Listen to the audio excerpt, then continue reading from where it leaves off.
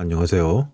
지난번 해골 속 비밀과 진실 이야기에서는 동양의 두개골 컵에 대한 개념이 우리들 마음속에 있는 힘의 비밀을 어떻게 담고 있는지, 그리고 이러한 개념이 어떻게 서구화가 되었는지를 살펴보았습니다.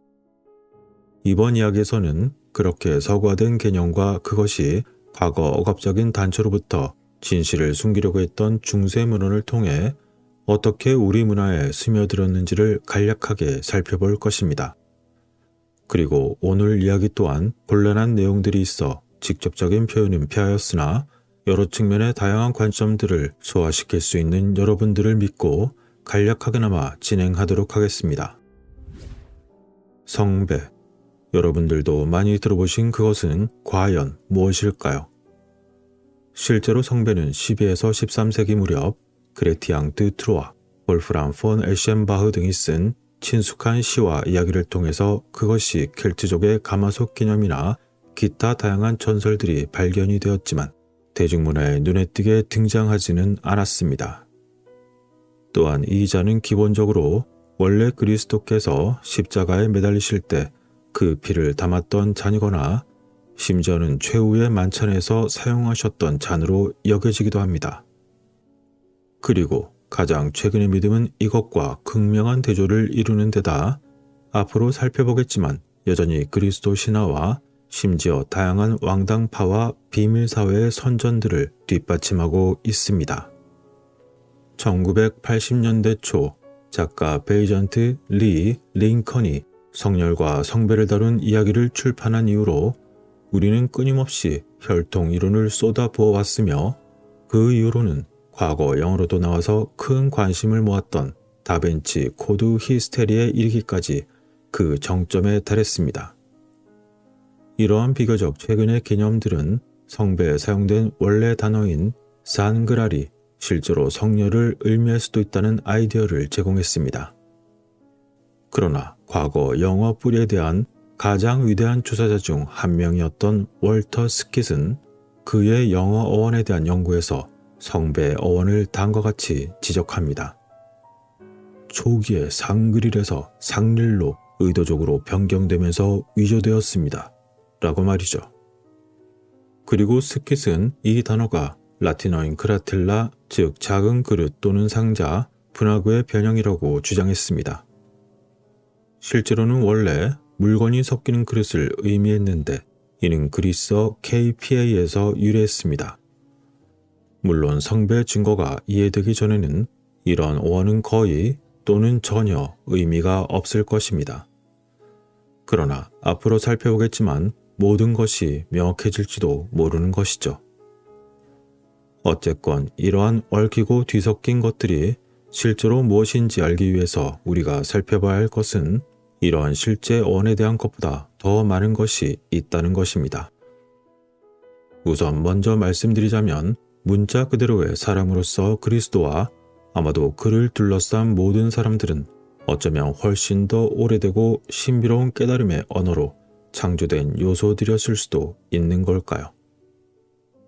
만일 그렇다면 성배에 대한 기존의 두 가지 이론은 모두 무너지게 되고 말 것이며 최후의 만찬에서 그리스도가 사용한 잔이나 그의 피를 담는 그릇은 있을 수 없게 되는 것입니다.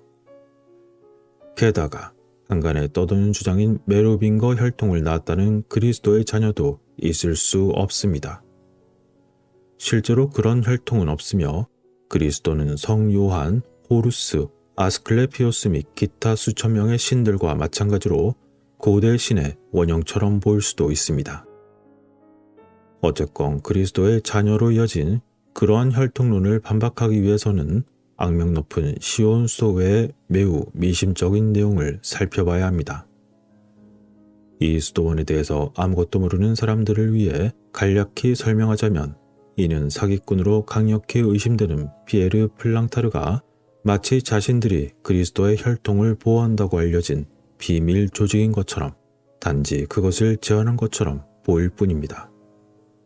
실제로 그의 초기 뉴스레터를 손에 넣은 이야기에 따르면 그들이 제안하려 했던 그리스도의 혈통을 보호한다는 비밀 조직에서 그들이 실제로 한 것은 단지 일종의 이웃 감시에 지나지 않는다는 것을 알게 되었던 것이죠.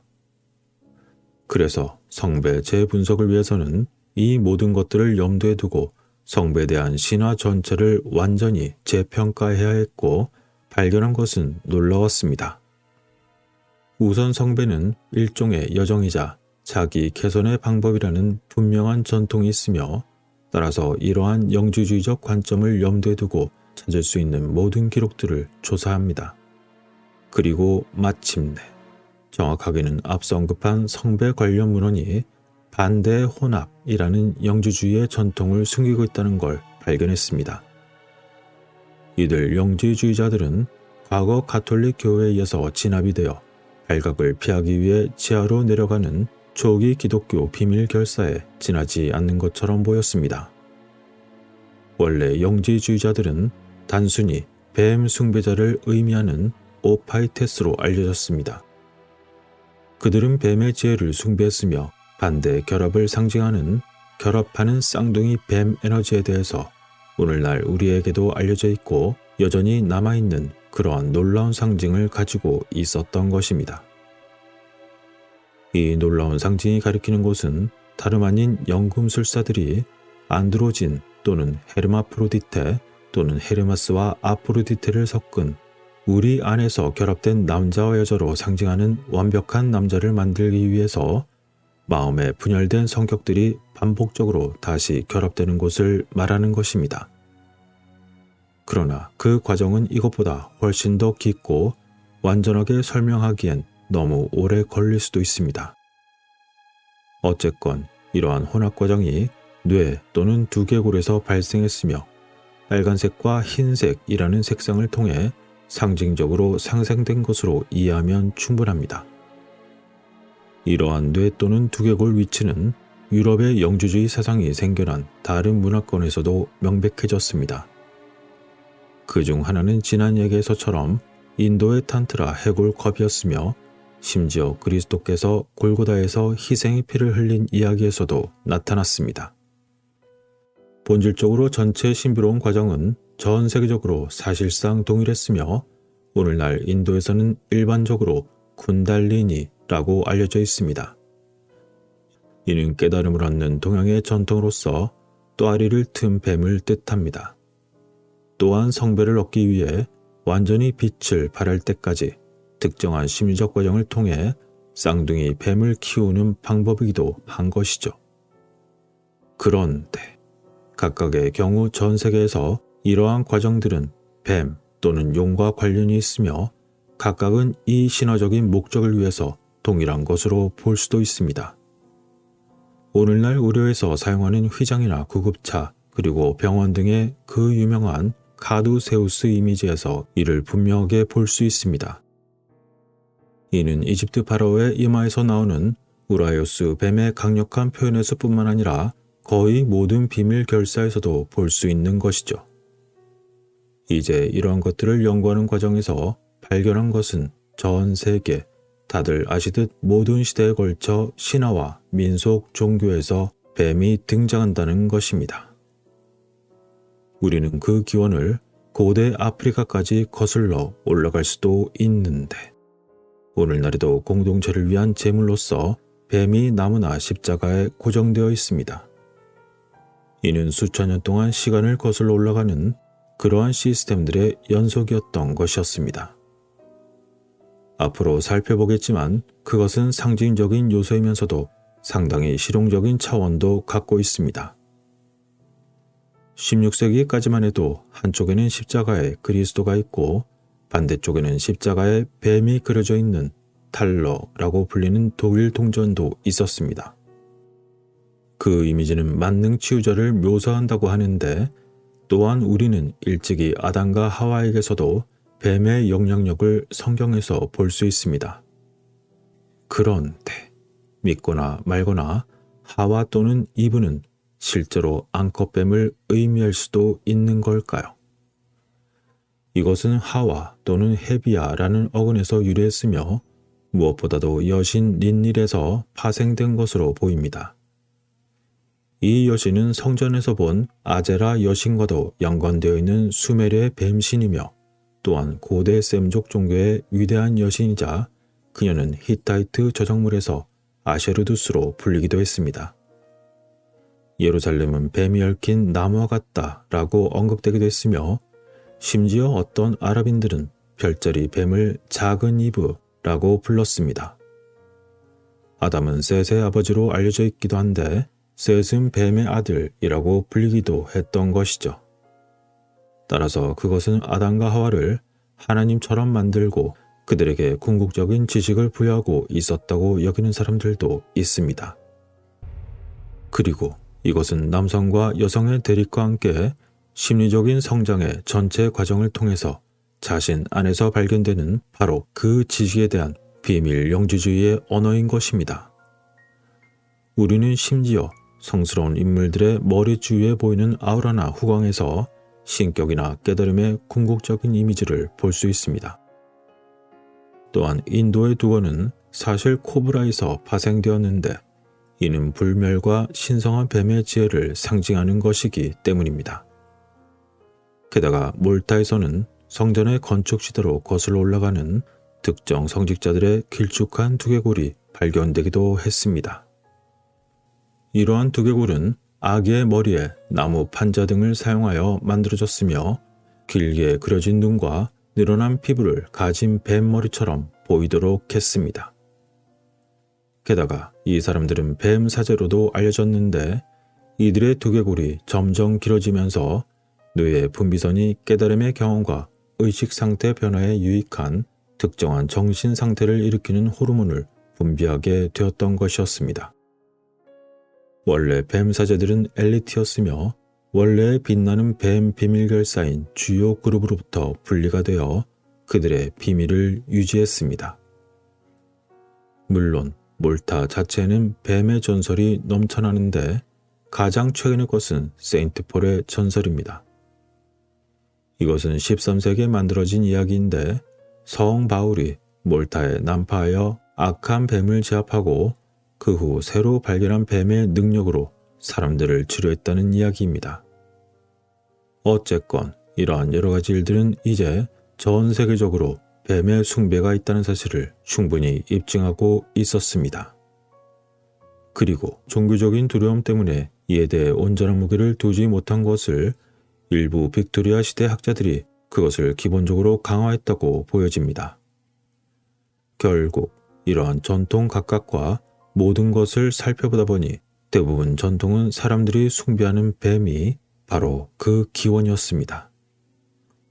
프리메이슨, 암살자, 장미 십자회, 기사단, 그리고 더 많은 것들. 그 각각의 경우에 뱀은 지혜와 에너지 그리고 불멸의 상징이었습니다.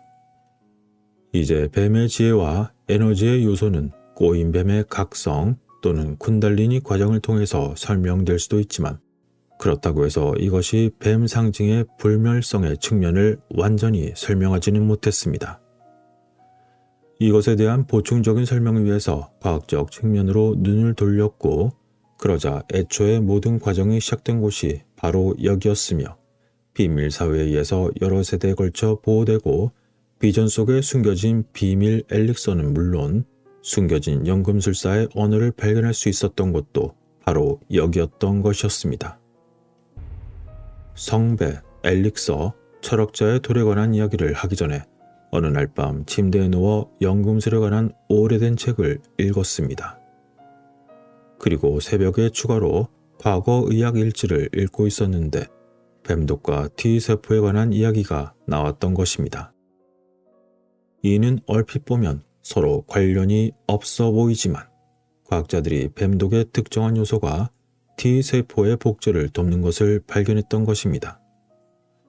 여기서 말하는 T세포는 우리의 면역 체계를 도와서 우리를 살아있게 해주는 세포를 말하는 것입니다.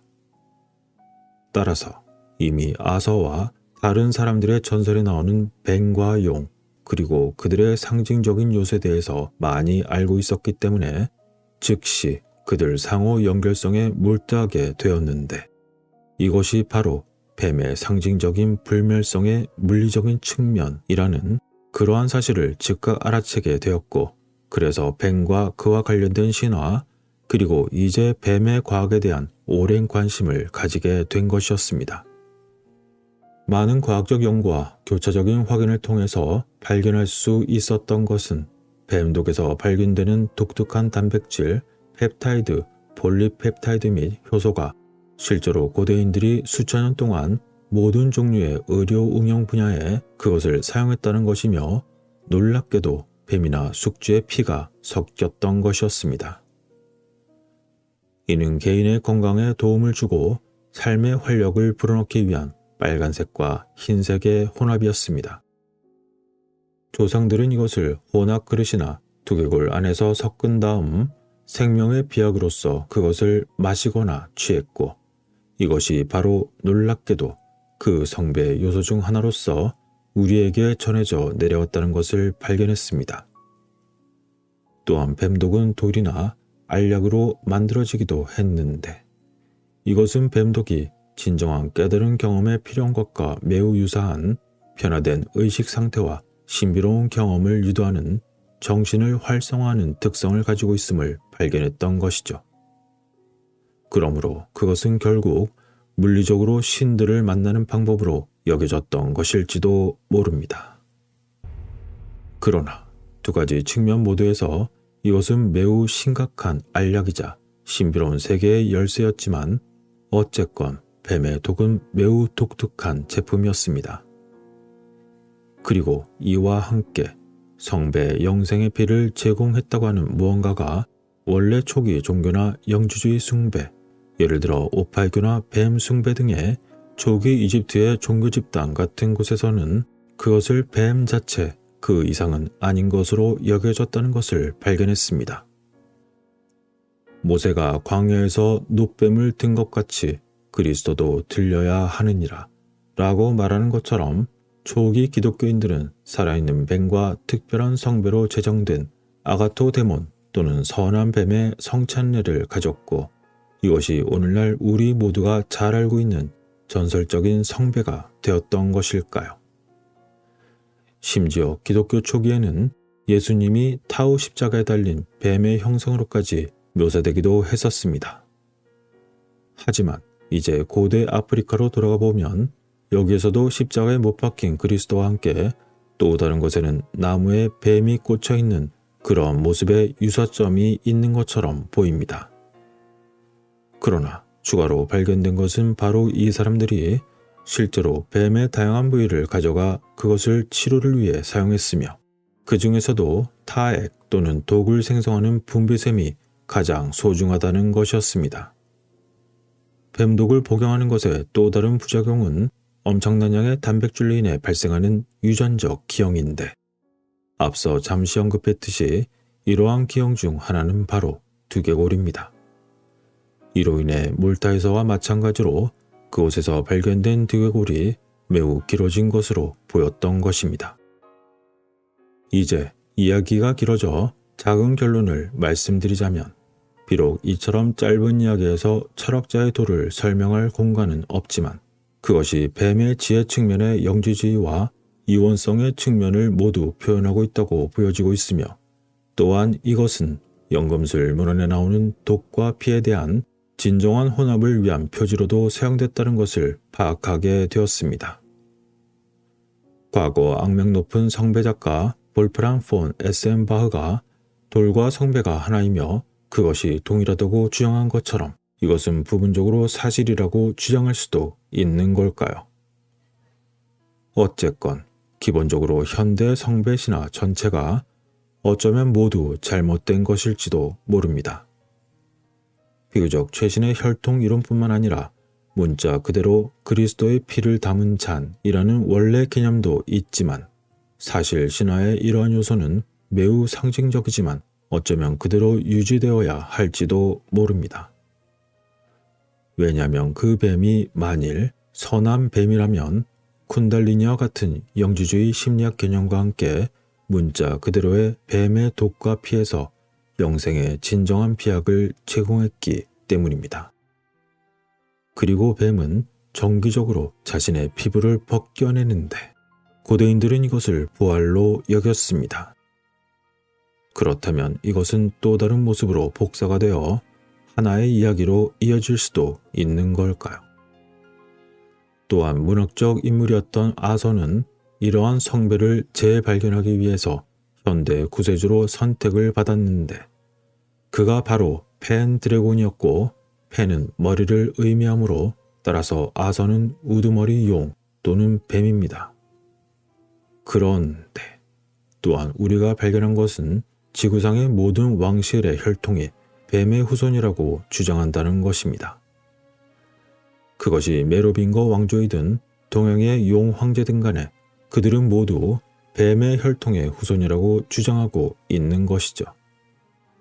그리고 이것이 많은 사람들이 주장하길 일부 왕가 사람들이 실제로 모습을 바꾸는 파충류라고 의심하는 이유입니다.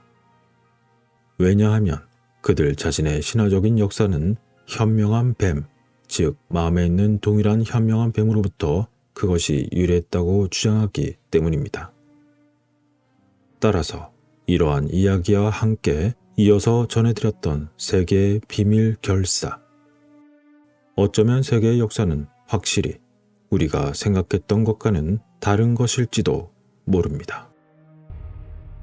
여러분들의 생각은 어떠신가요? 오늘 언급한 이야기에 대한 판단은 그것이 옳건 그르건 간에 각자 이해 가능한 범위 한도 내에서 이루어질 수밖에 없는 여러분 스스로의 몫입니다. 사실 오늘의 비밀 지식 시리즈를 포함한 채널 대부분의 영상들은 여러분들 스스로 생각을 제법 많이 해야 하는 이야기입니다. 그래서 그런지 애써서 만들어도 별로 인기가 없다 보니 채널에 별 도움이 안 되는 형편입니다. 그리고 만들고 싶은 수상한 이야기들은 너무나 많지만 마음대로 만들어 올리다 채널 운영에 낭패를 본 적이 있기에 여러가지 제약사항이 많은 부분도 여전히 존재하고 있습니다. 그래서 그런지 요즘 채널 상황과 여러가지 사정으로 인해 제작 의욕이 매우 낮아져 한 편 한 편 만들기가 무척이나 힘겹게 느껴집니다. 그런데 여기까지 보시는 분들 중에 아직까지도 구독이나 좋아요 또는 전체 알람 설정 및 공유 중에 그 아무것도 안 하신 분도 분명 계시겠죠. 그래도 몇 분 안 계시는 멤버에 가입해 주신 소중한 회원님들과 함께 항상 알람을 해놓으시고 꼭 방문을 하시는 건 물론 좋아요도 항상 눌러주시고 영상의 내용도 이해해 주시는 극히 일부 구독자분들이 계시기에 숟가락들 힘을 짜내어 또다시 만들어 보았습니다. 많은 고민과 시간이 들어가야 하고 여러 가지 측면에서 생각을 많이 해야 하는 내용일수록 인기가 없다는 건 특정한 일부 대상만 조금 관심을 가질 뿐 범용성이 매우 낮기 때문일까요? 채널 성장을 위해 자극적인 내용이나 흥미를 끌만한 이야기를 해야만 하는 걸까요? 어쨌거나 여기 끝부분까지 보시는 분들은 정말 몇 분 안 되시는 걸 잘 알고 있고 그럼에도 계속 이야기를 이어나가고 싶은 마음은 여전하오니 뭔가를 바라고 하는 것이 아닌 순수한 측면에서의 많은 관심과 응원을 해주시면 좋겠다는 말을 혼자 중얼거려보며 다음 영상에서 뵙겠습니다.